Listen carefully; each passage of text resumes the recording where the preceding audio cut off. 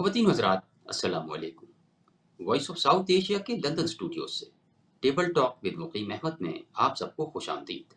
नाज़रीन कराम, आज के प्रोग्राम में पाकिस्तान की सियासत पर सानिया 9 मई के असरात, उसके एतराफ़, उसके गिर्द होने वाली बयानबाजी, जमात इस्लामी के धरने, बांग्लादेश में होने वाली डेवलपमेंट और इससे जुड़े हुए दीगर मौज़ूआत पर गुफ्तगू करेंगे। हमें ज्वाइन किया है PTI की मरकज़ी रहनुमा नुसरत वाहिद साहिबा ने। इस्लामाबाद से हमारे साथ हैं मुमताज़ सहाफ़ी व तज्ज़िया निगार बेनज़ीर मेहदी साहिबा। लाहौर से मुमताज़ सहाफ़ी व तज्ज़िया निगार आयशा फ़र्रुख साहिबा भी शरीक गुफ्तगू होंगी। आप तमाम की तशरीफ़ आवरी का बहुत शुक्रिया। मेरा पहला सवाल नुसरत वाहिदी साहिबा आपसे है कि इमरान खान ने मशरूत माफ़ी की आड़ में फ़ौज को एक बार फिर निशाने पर ले लिया है। अब उन्होंने कहा कि मैंने तो GHQ के सामने मुज़ाहरे का कहा था और कैंटोनमेंट बोर्ड में या उसके एरिए में मुज़ाहरा करना खिलाफ कानून नहीं था। दूसरा, एतराफ़ जुर्म के ज़ुमरे में कहा जा रहा है दूसरी जमातों की जानिब से कि ज़मान पार्क में पेट्रोल बम का इस्तेमाल किया गया था। तो कौन सी बात दुरुस्त है और किस बात को हम सच समझें? जी, बिस्मिल्लाहिर्रहमानिर्रहीम। बहुत शुक्रिया अपने प्रोग्राम में आने का मुझे।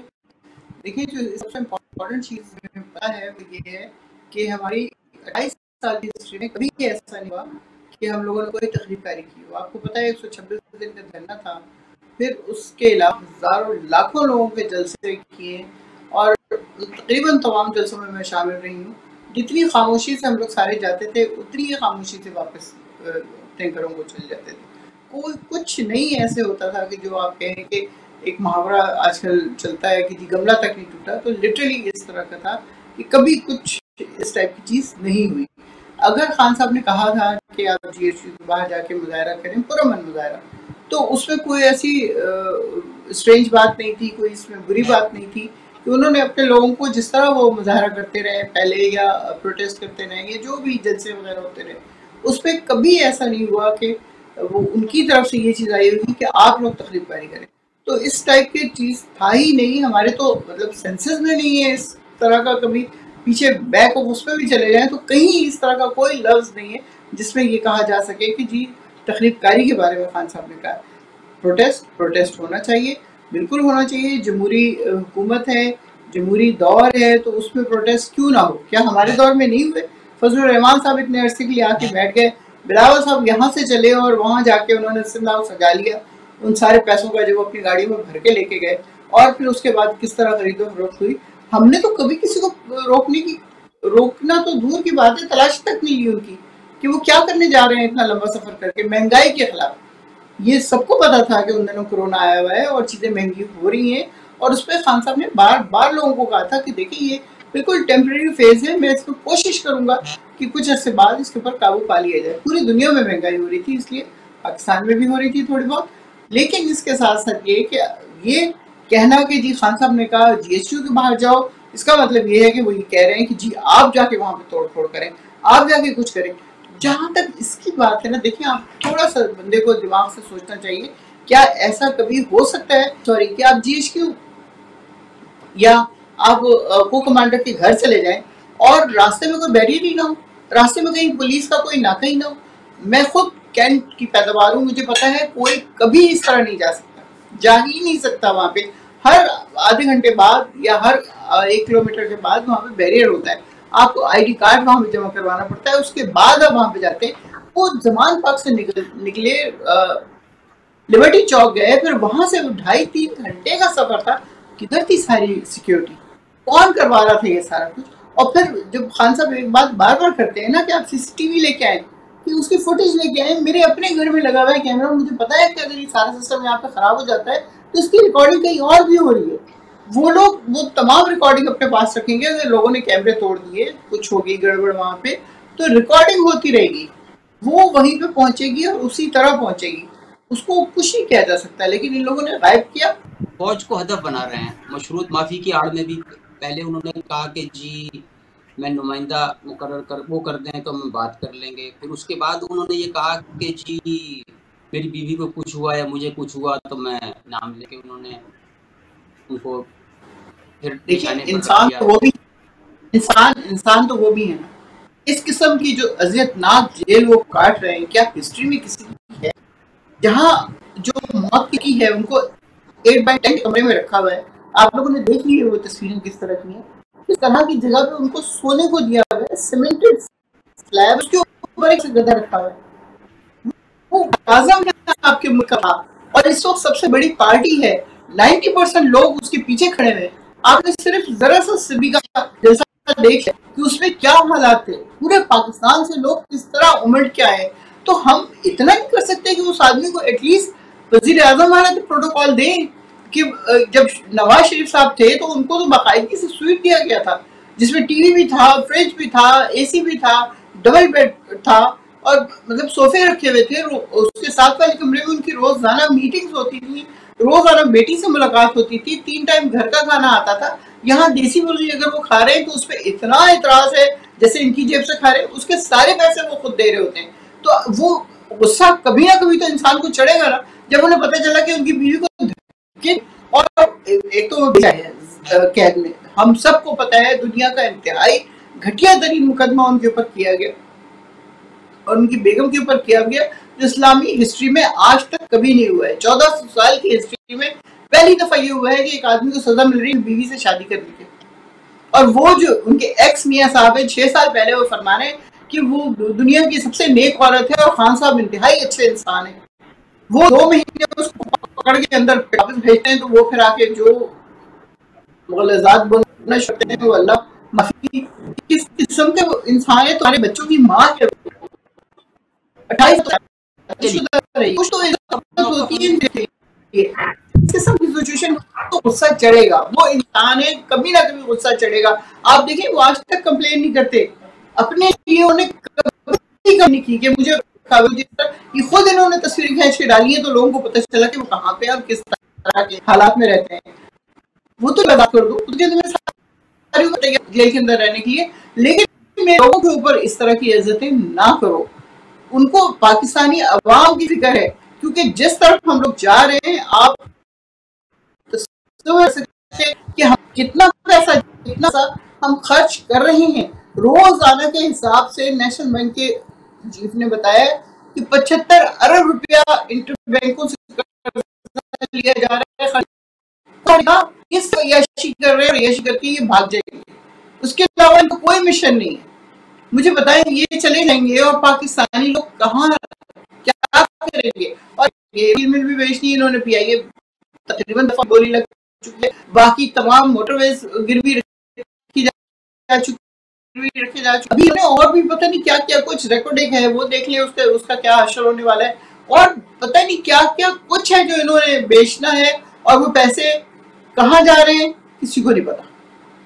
जो पैसा ही ले रहे हैं रोजाना के हिसाब से, वो पैसा कहाँ जा रहा है? 75 अरब रुपया रोजाना के हिसाब से इंटर बैंक से लिया जा रहा है, किधर जा रहा है, किसकी जेब में जा रहा है? यहाँ पे बेनज़ीर मेहदी साहबा को शरीक गुफ्तगू करूँगा। आपने नुसरत वादी साहबा की गुफ्तगू भी सुनी, मैं 1-2 जुमले ऐड करूँगा, फिर आपकी राय जानना चाहूँगा। अब इमरान खान के बयान पर हम गुफ्तगू कर रहे थे, उन्होंने कहा कि 9 मई की सीसी फुटेज सामने ले आएँ, माफ़ी मांग लूँगा। और इधर तलाल चौधरी साहब कह रहे हैं कि सानिया 9 मई का एतराफ़ जुर्म करने वाला अब सबूत मांग रहा है। हुकूमत की स्टेटमेंट यह है कि अब माफ़ी नहीं, सज़ा मिलेगी। ये सारी सूरत हाल पर आपका क्या टेक है? अस्सलाम वालेकुम। देखिए, सीसीटीवी फुटेज तो जो आईजी पंजाब हैं डॉक्टर उस्मान अनवर, उन्होंने कहा है, कल भी अपने बयानात में कहा, आज भी उन्होंने कहा कि हमारे पास वाज़ेह तौर पे सीसीटीवी फुटेज मौजूद हैं। और जहाँ तक इमरान खान की बात है, तो इमरान खान का फिर 9 मई पे उन्होंने कहा कि अगर कोई साबित हो जाता है तो हम जो है वो माफ़ी मांग लेंगे। और जैसे हम लोग कह रहे थे कि ऐसा लग रहा है कि पाकिस्तान में अब ये इनकी सेटिंग्स हो रही हैं एस्टैब्लिशमेंट के साथ, और वो हमें चीज़ नज़र आ रही है। शायद आपको याद होगा कि 31 जुलाई को एक सर्कुलर मूव किया गया जिसमें उमर अयूब के साइन थे, और जिसमें वो पूरी पार्टी में हर जगह मीडिया में सर्कुलेट किया गया। वो फेक था, लेकिन वो फेक भी किसी वजह से किया गया कि फौज पे अब कोई तनकीद नहीं होगी, अब कोई बात नहीं की जाएगी, और खान साहब ने इस चीज को मना कहा है और पार्टी क़यादत ने मना किया है। बाद में वो कहा गया कि फेक है, ये है, वो है, लेकिन फिर भी जो है वो चीज एक तरीके से इनडायरेक्टली मैसेज दिया जा रहा है वर्कर को कि प्लीज अब जो जितनी हाइप क्रिएट हो गई थी अब उसको नीचे ले आए। दूसरी बात ये है कि खान साहब की 9 मई की जो तहकीकात हैं, अभी मैं सुन रही थी नुसरत साहिबा को भी कि बहुत पुरअमन जलसे होते थे, तो हमारी तो ज़िंदगी गुजर गई पीटीआई को कवर करते करते, देखते देखते। मैंने तो वो जो तवील तरीन धरना था वो भी हमने देखा, जिसमें कहा गया मार दो, तोड़ दो, पार्लियामेंट के अंदर घुस जाओ, पीटीवी की बिल्डिंग के अंदर घुस गए और वो एक शेलिंग हुई और वो धरने के अंदर जो भी कुछ होता था वो सब मतलब जानते थे। ऑल्दो ये बात पे कोई इनकार नहीं कर सकता कि इमरान 90% लोग जो हैं या 80% लोग जो हैं वो इमरान खान के साथ हैं। वो क्यों साथ हैं? क्योंकि वो एक जो मारूजी सियासत से तंग आ गई थी पाकिस्तान की अवाम के, कभी 90s की सियासत हमने देखी कि कभी नवाज शरीफ, कभी फिर जरदारी, तो वो जो बीच में स्पेस थी वो इमरान खान साहब ने गेन की और एक बहुत स्ट्रॉन्ग, नो डाउट इस पे कोई भी शक नहीं है कि एक बहुत स्ट्रॉन्ग नैरेटिव बिल्ड किया और वो नैरेटिव अभी भी पेनिट्रेट इस तरह कर गया है कि उसको हम रोक नहीं सकते। हाँ, खान साहब ने बहुत सारी मिस कैलकुलेशंस कर ली कि मुझे अगर कोई हाथ, जैसे तहरीक अदम एतमाद आई, उसके बाद खान साहब हमने देखा कि रात के 12 बजे कोर्ट खुले, खान साहब वहां से जा नहीं रहे थे, हट नहीं रहे थे, तैयार नहीं थे, स्पीकर नहीं बैठ रहा था अपनी इस पर। फिर इन्हें ये वाली तहरीक अदम एतमाद तो याद है, लेकिन फिर ये भी बात देखनी पड़ेगी कि जब खान साहब की गवर्नमेंट रही है 4 साल, तो जो इस्टेब्लिशमेंट थी जो हमारी, उसको सबसे ज्यादा अपने साथ साथ सामने इतना फ्रंट फुट पर लेकर भी तो खान साहब ही आए थे। खान साहब तो फखरिया बात को कहते थे कि हम एक पेज पर हैं और ये बहुत, और इसी तरह होनी चाहिए। इन्हें ये जब तहरीक अदम एतमाद आई थी सादिक संजरानी के खिलाफ 1 अगस्त 2019 को, तो जब ये गवर्नमेंट में थे और ऑपोजिशन ये लेकर आई थी, तो मुझे याद है कि 3 वोटों की हेर फेर इधर उधर हो गई थी और वो कामयाब नहीं हो पाई थी ऑपोजिशन की, तो शिबली फराज ने खड़े होकर फ्लोर ऑफ द हाउस पे कहा था कि इदारों की कामयाबी है। तो इदारों की कामयाबी, कौन से इदारे की कामयाबी कह रहे थे वो, कौन से? और फिर उस पे हासिल बजिंजो ने कहा था कि इसका डायरेक्टली इल्जाम जो है उन्होंने जनरल फैज पे लगाया था कि उनकी वजह से जो है ये तहरीक अदम एतमाद जो है हमारी सादिक संजरानी के खिलाफ ये कामयाब नहीं हो सकी। तो फिर उस वक्त जब इदारों से, जब आप इतना फ्रंट फुट पर लेकर आए इदारों को अपने साथ, मैं जहां जहां देखती थी मैंने कभी नहीं देखा कि अक्सरी क़यादत और हुकूमत इतनी ज्यादा एक पेज पर हो। मेरे प्रोग्राम में थोड़े दिन पहले आए हुए थे नदीम अफजल चंद साहब, जो कि पॉलिटिकल एडवाइजर रहे हैं, बहुत थोड़े अरसे के लिए रहे मगर वो एडवाइजर रहे। उन्होंने भी कहा कि जनरल फैज के कहने पर और जनरल बाजवा के कहने पर मुझे अपॉइंट किया गया कि आप जो है वो खान साहब की पॉलिटिकल पीआर ठीक करें और खान साहब को आप बेहतर सियासी मशवरे दें। मगर जो है वो खान साहब जो पार्टी में लड़ाइयाँ होती थी, लॉबिंग होती थी, उसको खत्म नहीं करते थे। बार बार उन्हें एस्टेब्लिशमेंट की तानिब से कहा गया कि लड़ाइयाँ खत्म कराएं। तो ये सब भी वही जो इन्होंने जो बोया था वही काटा भी है ना। अब आगे जाके बाकी चीजों को मिस कैलकुलेट कर ले। देखिए, जहां तक जेल में रहने की बात है, जेल में जरदारी साहब भी रहे हैं, जेल में नवाज शरीफ भी रहे हैं। मेरे प्रोग्राम में आए थे बलोर साहब, उन्होंने कहा कि 8 ईदें, गुलाम अहमद बलोर 8 ईदें मैंने जो हैं वो अपनी जेल में गुजारी हैं। जेल में फारूक सत्तार भी रहे हैं, जेल में जावेद हाशमी भी रहे हैं। तमाम पॉलिटिकल, खान साहब शायद इस बात को भूल गए थे या उनको मशवरे देने वाले भूल गए थे कि सियासत में उरूज तो बहुत अच्छा होता है, मगर यही सियासत, ये पाकिस्तान की हिस्ट्री है, आप भुट्टो की मिसाल ले लीजिए कि यही सियासत जब उठाकर जमीन पर पटकती है तो फिर अच्छे अच्छों की चीखें निकल जाती हैं। और फिर ये 9 मई वाले जैसे वाकयात होते हैं, कंट्रोवर्सीज होती हैं इसी तरह की। आप 9 मई की बात करें, मैं आज ही देख रही थी आलिया हमजा जो है उनका बयान कि अगर रेड लाइन क्रॉस कर ली गई है, खान को पकड़ लिया गया है, तो हम भी रेड लाइन क्रॉस कर जाएंगे। शाहजहानी गुलजार का एक बयान मौजूद है कि खान नहीं तो पाकिस्तान नहीं। तो ये सब क्या है, ये सब क्या है? यहाँ वक्त हुआ एक ब्रेक का। ब्रेक के बाद सवालात का सिलसिला जारी रखेंगे।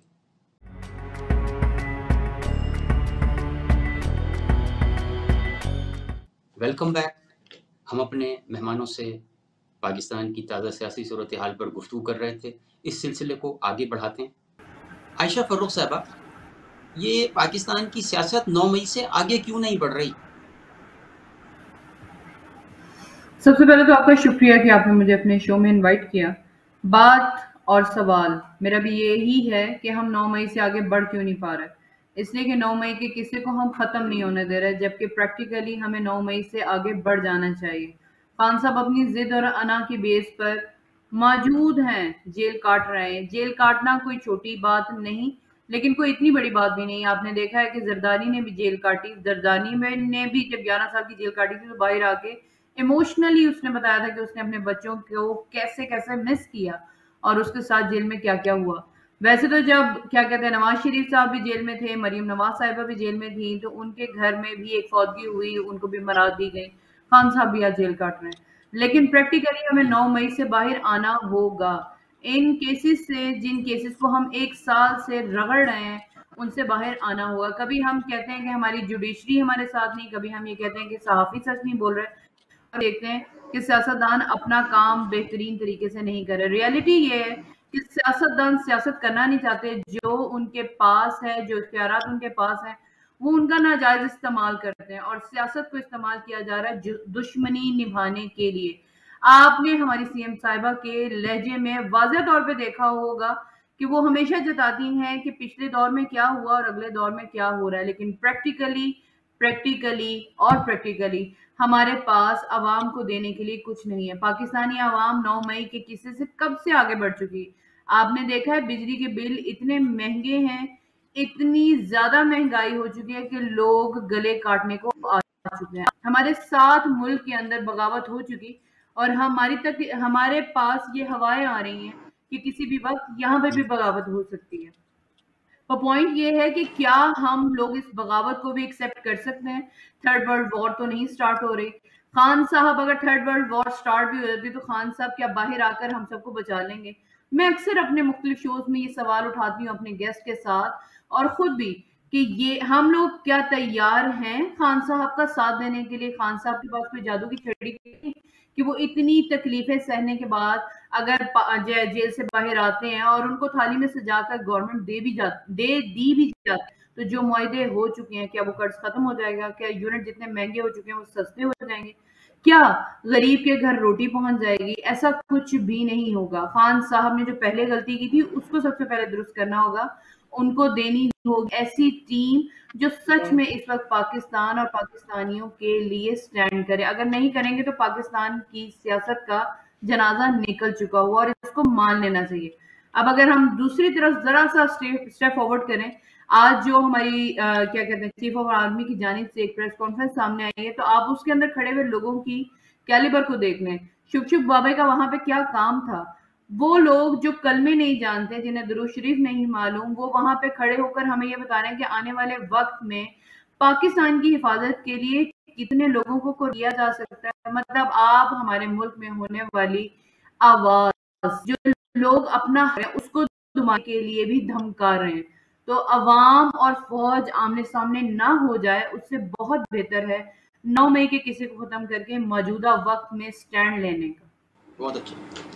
नुसरत वाहिदी साहबा, ये आयशा फर्रुख साहिबा ने बांग्लादेश की हालिया डेवलपमेंट पर भी इशारा किया। यहाँ अता तारड़ साहब का बयान चल रहा है, वो कह रहे हैं जी कि पीटीआई शेख मुजीब को हीरो मानती थी, मुजस्समा गिरने से ईमान बदल लिया। क्या सही है? तारड़ की किसी बात को कोई क्यों सीरियसली ले, मुझे बताइए। मतलब जिस किस्म की वो गुफ्तगू करते हैं उनके आई डोंट थिंक सो कि मुझे उनके ऊपर कोई तबसरा करने की ज़रूरत है। शेख मुजीबुर रहमान को आइडियल नहीं समझा कभी किसी ने। उनको ये नहीं समझा कि उन्होंने वो कोई बड़ा कारनामा उन्होंने अंजाम दिया, लेकिन जो खान साहब ने बात की थी उसका मतलब ये था कि उनके साथ ज्यादती हुई। जब उनको 167 में से 162 सीटें मिल रही हैं और यहाँ वाले को 87 सीटें मिल रही हैं, तो किस तरह आप उनका हक मार सकते हैं और उनको आप हुकूमत नहीं देना चाहते?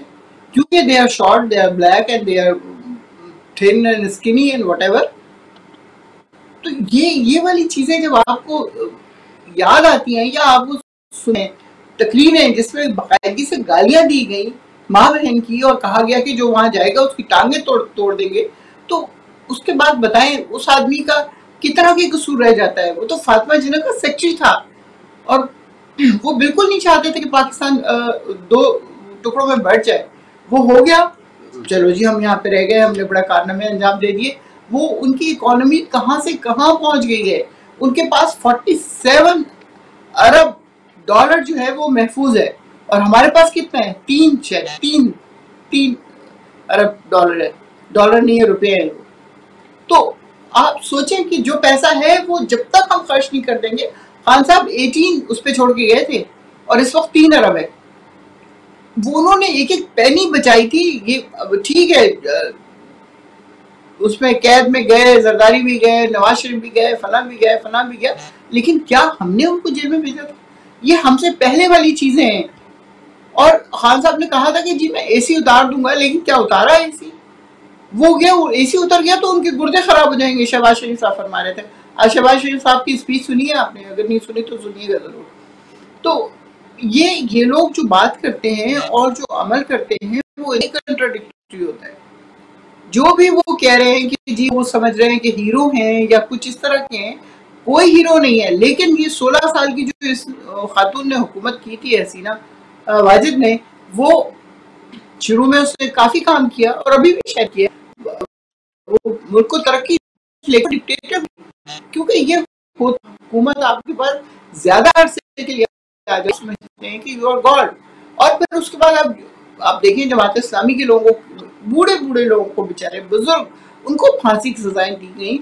बाकी अभी स्टूडेंट्स, वो जो एक तस्वीर है स्टूडेंट की जिसका पहला इन लोगों ने मर्डर किया, वो पूरे बाजू फैला के खड़ा है और कह रहे हैं मुझे मार दो। आपके ऊपर शुरू हुआ था सिर्फ कोटा सिस्टम के ऊपर, जो कि हमारे यहाँ सिंध में बहुत ज्यादा है, कि वो कहते हैं जी महाजरों को वोट नहीं देना, कराची वालों को जॉब नहीं देनी, सिंध से आएंगे लोग तो उनको जॉब दी जाएगी।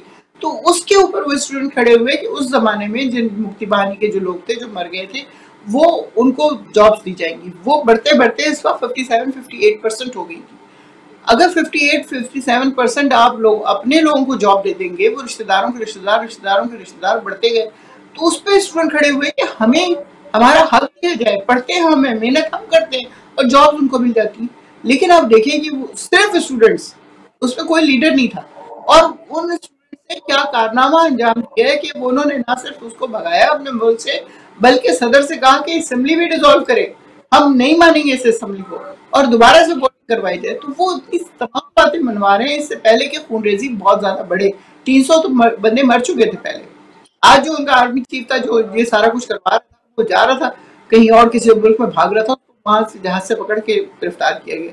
तो हम कब ये सब कुछ सीखेंगे भाई, कि एक आदमी जो पहली दफा हुकूमत में है, 3.5 साल की उसकी गवर्नमेंट थी, उसके ऊपर इतना क्रिटिसिज्म होता है कि लगता है जिस तरह पिछले 70 ईयर्स से वही हुकूमत कर रहा था। हम तो पिछले 40 साल से जो बैठे हैं, हम तो बेचारे मासूम, हमने तो कुछ किया ही नहीं, जबकि सारा मुल्क लूट के खाने लोगों का हिस्सा है।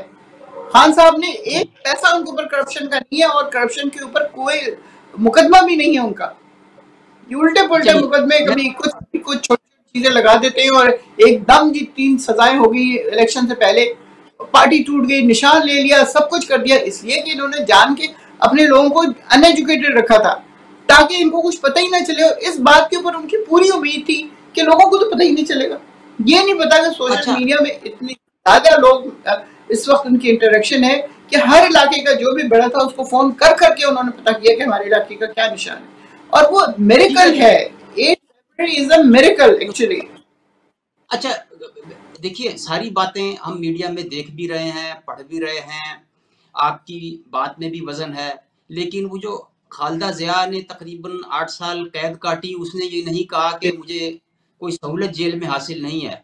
She is over 76। लेकिन यह है कि हमारे यहाँ